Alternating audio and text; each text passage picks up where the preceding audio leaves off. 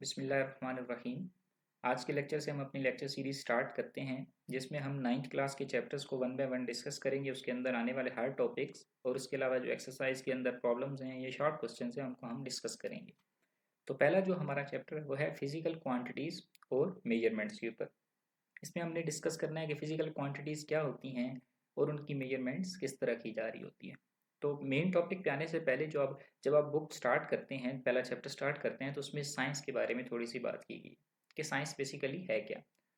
तो साइंस की अगर हम बेसिक एक छोटी सी डेफिनेशन करें तो it's basically a combination of observation and experimentation. Observation क्या होती है कि आप किसी भी फिनोमेना को पहले ऑब्जर्व करते हैं कि क्या चीज़ हो रही है, फिर उस ऑब्जर्वेशन को किसी एक्सपेरिमेंट के थ्रू सपोर्ट करते हैं। तो ये जो ओवरऑल एक प्रोसेस है, इसको सिंपल इन लफ्ज़ों में साइंस कहा जाता है। अब जाहिर सी बात है, जब आपने एक ऑब्जर्वेशन को आपने प्रूव करना है एक्सपेरिमेंट के थ्रू, आप कोई ना कोई कैलकुलेशंस परफॉर्म करेंगे, कोई ना कोई प्रैक्टिकल करेंगे और उसके अंदर आपको मेजरमेंट्स लेना होंगे। तो आपने जब मेजरमेंट्स लेनी है तो आपको ज़रूरी है कि किसी न किसी क्वांटिटी की फॉर्म में आप मेजरमेंट्स लेंगे। तो इसलिए साइंस के अंदर, क्योंकि आपने एक्सपेरिमेंटेशन ऑब्जर्वेशन करनी होती है, तो आपको कुछ क्वांटिटीज़ दरकार हैं ताकि आप अपनी जो ऑब्जर्वेशन है उसको सपोर्ट कर सकें। तो उन क्वांटिटीज़ को हम फिजिकल क्वांटिटीज़ कह रहे होते हैं। तो इनको मेजर करना, किस तरह मेजर किया जाता है, यही इस चैप्टर के अंदर हम डिस्कस करेंगे। पहले हम देखेंगे कि ये क्वांटिटीज़ हैं क्या, इसकी क्या एग्जांपल्स हैं, फिर इनको कैसे आगे मेजर किया जाता है। अच्छा, अब जो टॉपिक 1.1 है उसके अंदर हम देखेंगे कि फिजिकल क्वांटिटीज़ क्या होती हैं और नॉन फिजिकल क्वांटिटीज़ क्या होती हैं। तो हम इनके फीचर्स के ऊपर बात करते हैं कि कौन कौन से क्वांटिटीज़ के अंदर क्या क्या हमारे पास प्रॉपर्टीज़ आ सकती हैं। तो फीचर इस साइड पे आप देख सकते हैं कि इन लिस्ट है। पहले हम डेफिनेशन कर लेते हैं। फिजिकल क्वांटिटीज़ की अगर हम बात करें तो वो तमाम क्वांटिटीज़ हैं जो कि मेजर की जा सकती हैं और in terms of numerical values आप उसको एक्सप्रेस कर सकते हैं। ठीक है, तो दो चीज़ें आपने इसमें समझनी है। एक ये है कि उनकी मेजरमेंट हो सकती है और दूसरी चीज़ ये है कि उनको आप न्यूमेरिकल वैल्यू की फॉर्म में एक्सप्रेस कर सकते हैं। जबकि नॉन फिजिकल क्वांटिटीज़ की जब हम बात करते हैं तो उनको आप मेजर भी नहीं कर सकते, कैन नॉट बी मेजर, और उनको न्यूमेरिकली आप एक्सप्रेस भी नहीं कर सकते। तो ये चीज़ें हैं कि फिजिकल क्वांटिटीज़ मेजरेबल हैं और न्यूमेरिकल वैल्यू की फॉर्म में एक्सप्रेस की जा सकती हैं। जो सेकंड फीचर जो है वो आपकी मेजरमेंट का आता है। जो फिजिकल क्वांटिटीज़ हैं उनको आप किसी भी इंस्ट्रूमेंट के थ्रू या किसी इक्विपमेंट के थ्रू आप उसको क्या कर सकते हैं, मेजर कर सकते हैं। जबकि जो नॉन फिजिकल क्वांटिटीज़ हैं वो किसी भी इक्विपमेंट या इंस्ट्रूमेंट के थ्रू मेजर नहीं हो सकती। अच्छा, फिर बात करते हैं हम इनके एग्जांपल्स की। इसमें क्या है हमारे पास, अगर हम फिजिकल क्वांटिटीज़ की एग्जांपल्स की बात करें तो हमारे पास लेंथ आ रहा है, मैस है, टाइम है, टेम्परेचर है। ये वो सारी चीज़ें हैं जिनको हम मेजर कर सकते हैं। फॉर एग्जांपल लेंथ की बात करें तो आप स्केल के साथ इसको मेजर कर सकते हैं। मैस है, इसके वेट बैलेंस होते हैं। टाइम है, आप उसको स्टॉप वॉच से या वॉच वगैरह से आप इसको देख रहे होते हैं टाइम को। इसी तरह जब हम नॉन फिजिकल क्वांटिटीज़ की बात करें तो उसकी एग्जांपल्स में हमारे पास क्या है, हैप्पीनेस है, जिसको हम खुशी कहते हैं। आप इसमें इसको किसी इक्विपमेंट के थ्रू इसको आप पैमाइश नहीं कर सकते हैं। तो ये बेसिकली एक नॉन फिजिकल क्वांटिटी है। इसी तरह ऑनेस्टी है, सच्चाई है, या इंटेलिजेंस है, जो आपकी जहानत है, इसको आप क्वांटिफाई नहीं कर सकते, आप न्यूमेरिकल वैल्यू में नहीं बता सकते। आप सिंपली कहेंगे कि ये बहुत ईमानदार आदमी है या ये बहुत सच्चा है। तो ये जो है ये एक नॉन फिजिकल क्वांटिटी है। इसी तरह अगर हम बात करें कि साइंटिफिक रेलिवेंस किस क्वांटिटी की ज़्यादा है, तो उसमें जो फिजिकल क्वांटिटीज़ हैं वो ज़्यादा अहमियत की हामिल हैं, क्योंकि हम उनको आगे कैलकुलेशंस में इस्तेमाल कर रहे होते हैं। और आगे जितनी भी हम फिज़िक्स या किसी भी साइंस की फील्ड के अंदर काम कर रहे हो तो इन क्वांटिटीज़ के साथ हमारा जो है ताल्लुक जो है वो ज़्यादा होता है। जो नॉन फिजिकल क्वांटिटीज़ हैं वो बेसिकली फ़िलासफ़ी, साइकोलॉजी, या फिर आप जो एक एब्स्ट्रैक्ट किस्म के कॉन्सेप्ट्स बता रहे होते हैं, उनमें आपको नॉन फिजिकल क्वांटिटीज़ जो हैं वो ज़्यादा नज़र में आती हैं। ठीक है, एक्सप्रेशन की बात करें तो जो फिजिकल क्वांटिटीज़ हैं, मैंने आपको ऊपर भी बताया है कि उसके अंदर दो चीज़ें अब इन्वॉल्व होंगी। एक तो ये है कि वो न्यूमेरिकल वैल्यू होगी साथ, और साथ ही साथ उसका एक क्या होगा, यूनिट होगा। ठीक है, फॉर एग्जांपल आप क्या कहते हैं कि ये जो रस्सी है ये 5 मीटर है। ठीक है, तो 5 क्या है, ये न्यूमेरिकल वैल्यू है, और जो मीटर है वो उसका यूनिट है। दो चीज़ें होंगी, न्यूमेरिकल वैल्यू भी होगी और उसका यूनिट भी होगा। इसी तरह जब हम नॉन फिजिकल क्वांटिटी की बात करते हैं तो उनको इस तरह न्यूमेरिकल वैल्यू की फॉर्म में नहीं, बल्कि हम क्वालिटेटिव फॉर्म में एक्सप्रेस कर रहे होते हैं। अब क्वालिटेटिव क्या है, ये क्वालिटी होती है बेसिकली। हम कहते हैं कि हाई इंटेलिजेंस है, डीप लव है, इस तरह की जो आपके पास एग्जांपल्स आ रही होती हैं वो नॉन फिजिकल क्वांटिटीज़ की कैटेगरी में फॉल करती हैं। तो इसको हम जनरली बस अब कर लेते हैं समराइज। क्वांटिटीज़ जो हैं वो अगर मेजरेबल हैं तो फिजिकल क्वांटिटीज़ कहलाएंगी, अगर तो वो नॉन मेजरेबल हैं तो नॉन फिजिकल क्वांटिटीज़ कहलाएंगी। इसको हम क्या कर सकते हैं, किसी टूल के थ्रू मेजर कर सकते हैं, और ये हमारी फिजिक्स या डिफरेंट जो फील्ड्स हैं साइंस के अंदर, उसके अंदर ये बेसिक बुनियादी रोल प्ले कर रही होती हैं। जबकि ये जो हैं ये क्वालिटेटिव हैं, और उसके बाद ये ह्यूमन बिहेवियर को या फिर जो जनरल एब्स्ट्रैक्ट कंसेप्ट हैं उनको एक्सप्लेन करने के लिए इस्तेमाल होती हैं। ये आपकी एक एक्टिविटी है जो आपकी बुक में दी गई है, इसको हम जल्दी से देख लेते हैं। जो फिजिकल क्वांटिटी है, क्या उसकी मेजरमेंट की जा सकती है? जी जी बिल्कुल की जा सकती है। नॉन फिजिकल क्वांटिटी की मेजरमेंट होती है? नहीं होती। यही हमने डेफिनेशन में ऊपर पढ़ा है। तो क्या इंस्ट्रूमेंट यूज़ किया जाता है फिजिकल क्वांटिटी को मेजर करने के लिए? जी बिल्कुल। तो इसमें आप क्या लिखेंगे? यस।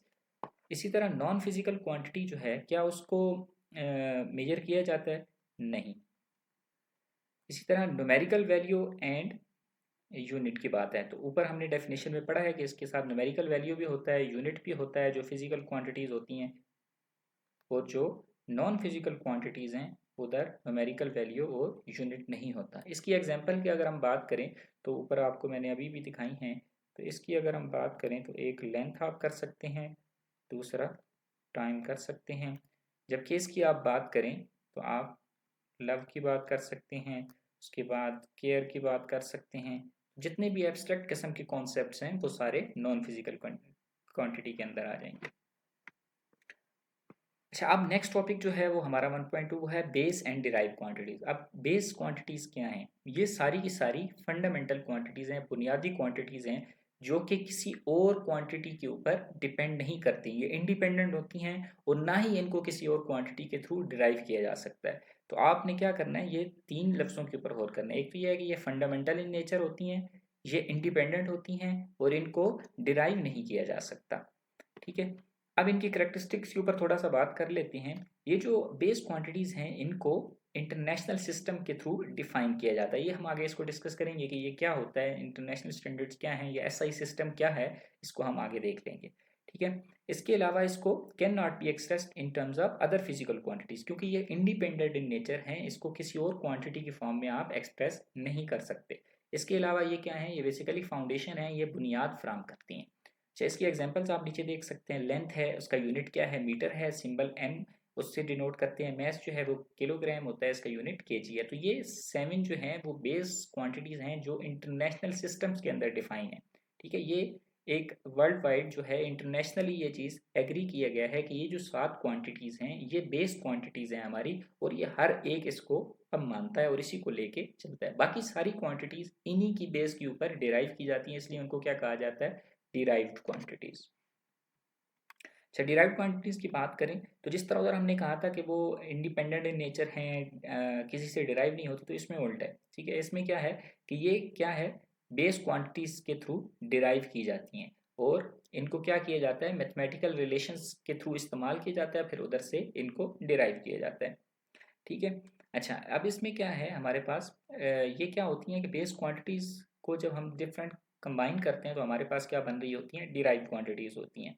ठीक है। इनको हम बेस यूनिट्स की फॉर्म में एक्सप्रेस कर सकते हैं, और ये असल में क्या होता है कि जब हम ज़्यादा बड़ी कैलकुलेशन हायर क्लासेस की तरफ बढ़ेंगे या आगे बढ़ेंगे कम्प्लेक्स टॉपिक्स की तरफ, तो उधर हमें कुछ ऐसी क्वांटिटीज़ चाहिए होती हैं जो बेस क्वांटिटीज़ नहीं होती बल्कि उनके ऊपर डिपेंड कर रही होती हैं।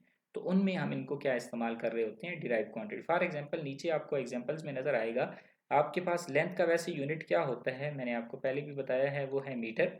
लेकिन जब एरिया की बात हम कर रहे हैं तो उसका यूनिट क्या है? मीटर स्क्वायर, जो कि कैसे हमारे पास आया है? Length into length multiply. तो ये क्या है? बेसिकली बेस क्वांटिटीज के कम्बिनेशन से बना है। इसी तरह वॉल्यूम को आप देखें तो उसका यूनिट क्या है? आपके पास मीटर क्यूब है। तो मीटर क्यूब का मतलब क्या है कि ये बेसिकली बना लेंथ से है। ठीक है। जो कि एक बेस यूनिट है, उसको हमने मल्टीप्लाई किया लेंथ, विड्थ और हाइट, तो हमारे पास मीटर क्यूब बन गया। इसी तरह आप स्पीड की बात करें, स्पीड का हमारे पास फार्मूला होता है v is equal to s over t. तो s क्या है? यहाँ पे डिस्टेंस है, उसका आपको यूनिट पता है, वो होता है मीटर, ये एक बेस यूनिट है। t जो है वो टाइम है, ये भी एक बेस यूनिट है, उसका यूनिट है s। तो हमारे पास जो स्पीड बनती है उसका यूनिट आपके पास मीटर पर सेकंड आ जाता है। तो ये एक बेसिकली डिराइव्ड क्वांटिटी है जिसको हम स्पीड से, इसी तरह एक्सेलरेशन है, फोर्स है, ये चीज़ें आप आगे आहिस्ता आहिस्ता इसको देखना, आपको समझ आना शुरू हो जाएगा। अच्छा, अब हमने ये क्वांटिटीज़ तो डिस्कस कर ली कि हमारे पास फिजिकल क्वांटिटीज़ हैं, फिर उसके अंदर फिजिकल क्वांटिटीज़ के अंदर मज़ीद दो क्वांटिटीज़ आती हैं। ये याद रखिएगा कि जो बेस और डिराइव क्वांटिटीज़ हैं ये फिजिकल क्वांटिटीज़ की सब टाइप्स हैं, ये उसी की टाइप्स के अंदर काउंट होती हैं। तो जब इन क्वांटिटीज़ की मेजरमेंट शुरू में क्यों मुश्किल हो रही थी, मतलब उसमें चैलेंज क्या था? उसमें इशू ये था कि हमारे पास पहले यूनिट्स डिफाइंड नहीं थे। जैसे हम कहते हैं ना कि लेंथ मीटर में है, मैस जो है वो केजी में है, तो इस तरह के यूनिट्स डिफाइंड नहीं थे। लोग क्या करते थे, फॉर एग्जांपल किसी चीज़ की आपने लेंथ मेजर करनी है तो वो क्या करते थे, अपने हाथों का इस्तेमाल कर लेते थे, आर्म्स के थ्रू वो अपनी उसकी लेंथ मेजर कर लेते थे। ठीक है, तो इस तरह जब वो मेजर करते थे तो हर, क्योंकि बंदे की डायमेंशन मुख्तलिफ हैं, आप मेजर करेंगे तो उसके आपके जो हाथ का साइज़ है वो मुख्तलिफ है, मेरे हाथ का साइज़ मुख्तलिफ है, तो ओवरऑल जो लेंथ किसी चीज़ की मेजर करेंगे तो हमारे जो लेंथ में है वो फ़र्क आएगा, क्योंकि यूनिट्स डिफाइन नहीं थे। तो ये इशू आ रहा था। ठीक है, तो अब चाहिए ये था कि कुछ इस तरह के यूनिट्स डिफाइन किए जाएं ताकि अगर हम कोई भी बंदा लेंथ मेजर करे किसी चीज़ की तो वो सबके लिए सेम आए। ठीक है, तो उन यूनिट्स को डिफाइन करना ज़रूरी था। तो इसलिए हम कहते हैं कि यूनिट जो है वो एक फिक्स्ड रेफरेंस है that ensures measurements remain the same for everyone. ठीक है, कोई एक ऐसा हमने स्टैंडर्ड डिफाइन करना है कि जिसके थ्रू हम वो मेजरमेंट करें तो हमारे पास जो ओवरऑल रिजल्ट है वो सेम आए। इसी तरह हमने वो डिफाइन किया। फॉर एग्जांपल आप लेंथ की बात करें तो हमने मीटर को डिफाइन किया, या फिर वेट की बात करें या फिर मैस की बात करें तो हमने केजी को डिफाइन किया। तो जब भी कोई मेजरमेंट करेगा वो केजी की फॉर्म में करेगा। इसी तरह वो और भी सिस्टम्स हैं, उसको हम बाद में डिस्कस करेंगे। मैं अभी एसआई सिस्टम की बात कर रहा हूँ, तो उसके अंदर यही सिस्टम, यही यूनिट्स जो हैं वो इन्वॉल्व हैं। अच्छा, अब आप कोई भी जब मेजरमेंट कर रहे होते हैं तो वो एक्चुअली करते क्या है, उसके अंदर प्रोसेसेस क्या इन्वॉल्व है, ये हम देख लेते हैं। ठीक है, आपके पास क्या होता है कि एक नॉन क्वांटिटी होती है। फॉर एग्जांपल आपके पास एक वेट है उसका, एक जो मैस है उसका वेट जो आपके पास पड़ा है, अब वो 1 kg है। आप चाहते हैं कि कोई और एक अननोन क्वांटिटी है उसका भी वेट भी आपके पास 1 kg है, तो आप क्या करेंगे, एक साइड पे वो रखते हैं, दूसरी साइड पे वो रखते हैं। यानी ये आपको मैं एक रफ सी एग्जाम्पल दे रहा हूँ, आप कंपेरिजन कर रहे होते हैं। ठीक है, तो आप कंपैरिजन जब करते हैं तो आपके पास एक नोन क्वांटिटी होती है, दूसरी अननोन होती है। तो अननोन और नोन को जब आप कंपेयर करते हैं तो आपके पास दूसरी क्वांटिटी का भी क्या हो जाता है, रिजल्ट आ जाता है। अब आप जो कंपेयर कर रहे होते हैं उसको आप इन द फॉर्म ऑफ जो एक्सेप्टेड यूनिट है, ठीक है, उसी के फॉर्म में कर रहे होते हैं। जैसे आप मैथ मेजर कर रहे हैं तो आप केजी के फॉर्म में करेंगे, उसी के साथ उसको कंपेयर करेंगे कि अच्छा ये मेरे पास 1 kg का वेट है और ये मेरे पास चीनी है, तो इन दोनों का आप जब मेजर करेंगे तो अच्छा ये भी 1 किलो हो गई। ठीक है, तो उसी की फॉर्म में आप उसको एक्सप्रेस कर रहे होते हैं। तो ये क्या है, इसका जो रिजल्ट आता है वो बेसिकली नंबर की फॉर्म में आता है और यूनिट की फॉर्म में आता है। यहाँ पे एक बुक में पॉइंट लिखा हुआ है, इसको आप देख लीजिएगा कि जो मेजरमेंट है वो दो पार्ट्स के ऊपर मुश्तमिल होती है, एक तो है नंबर और एक है यूनिट। अगर आपका जो आपने मेजरमेंट की है उधर सिर्फ नंबर आप कहते हैं कि 10, तो 10 क्या, ठीक है, उसके जब जब तक आप आगे यूनिट नहीं लगाएंगे तो वो जो आपकी मेजरमेंट है वो मीनिंगलेस होगी।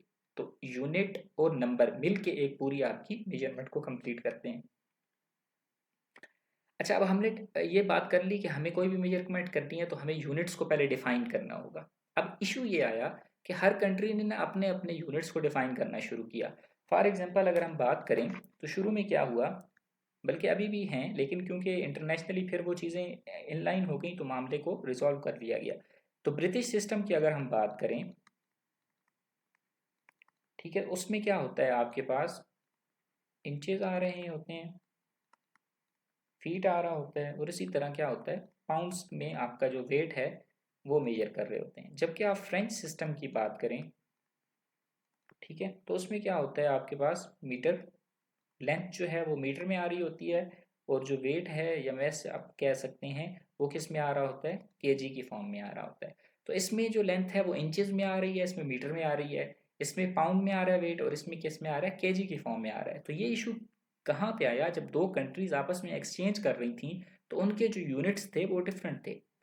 अब ज़रूरत ये पेश आई कि जब कंट्रीज आपस में एक्सचेंज करें तो फिर भी उनके यूनिट्स जो हैं वो सेम होने चाहिए। इसको कहते हैं स्टैंडर्डाइजेशन की तरह। तो यूनिट्स को स्टैंडर्डाइज करना बहुत ज़रूरी था ताकि आपस में जो आपका एक्सचेंज हो रहा है चीज़ों का वो भी, उसको भी क्या किया जा सके, स्मूथ किया जा सके। तो उसके लिए एक सिस्टम ऑफ यूनिट्स को इंट्रोड्यूस करवाया गया था जिसको इंटरनेशनल सिस्टम ऑफ यूनिट्स कहा जाता है। ये जो हमने ऊपर डिस्कस किया है ना, ये क्वांटिटीज़ जो लिखी हुई हैं ये SI यूनिट्स हैं हमारे पास, ठीक है। इसी को कहा जाता है इंटरनेशनल सिस्टम। तो उसके अंदर ये जो क्वांटिटीज़ हैं इनको मान लिया गया कि ये SI यूनिट है। जब भी क्रॉस बॉर्डर एक्सचेंज होगा तो इन्हीं यूनिट्स को आप इस्तेमाल करके रेफरेंस बना रहे होंगे। तो ये बेसिकली एक स्टैंडर्डाइजेशन का कॉन्सेप्ट था। तो इसी को बस कंप्लीट करते हैं। अब हमारे जो ओवरऑल हमने स्टडी किया उसमें आपने शुरू में सबसे पहले साइंस को डिस्कस किया है कि साइंस क्या है, ठीक है। उसमें हमने बताया कि ऑब्जर्वेशन और एक्सपेरिमेंटेशन का एक कम्बिनेशन है। फिर आपने मेजरमेंट करनी होती है फिजिकल क्वांटिटीज़ की, तो उसके अंदर क्या स्टेप्स इन्वॉल्व हैं आप कंपेयर करते हैं। फिजिकल क्वांटिटीज़ के अंदर आपकी दो मजीद टाइप्स आती हैं, बेस क्वांटिटीज़ और डिराइव क्वांटिटीज़, और फिर आप स्टैंडर्डाइजेशन की तरफ जाते हैं ग्लोबल कोलैबोरेशन के लिए, ठीक है।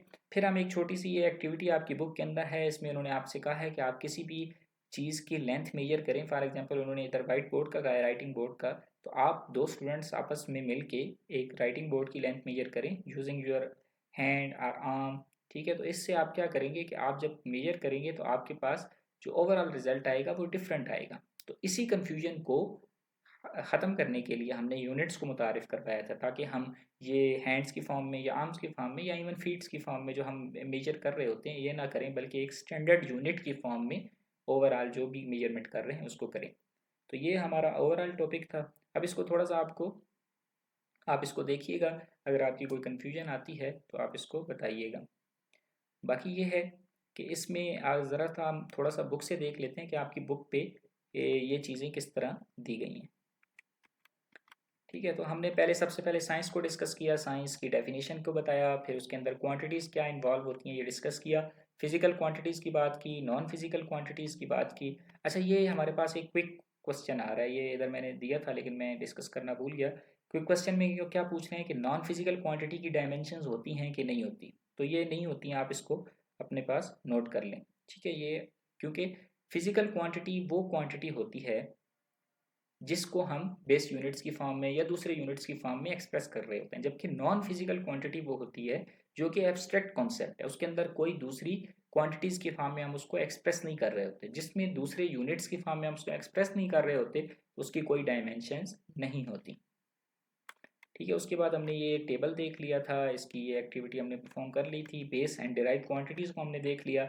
और ये एक्टिविटी आप इसको करके देखिएगा, आपको क्लियर होगा। फिर हमने ग्लोबलाइजेशन की बात की, और हमने कहा कि एक स्टैंडर्ड सिस्टम होना चाहिए जिसको इंटरनेशनल सिस्टम ऑफ यूनिट्स कहा जाता है, उसको हम अगले टॉपिक में डिस्कस कर लेंगे। तो आप इसको देखिएगा, कोई इशू हो तो आप कमेंट सेक्शन में ज़रूर पूछें।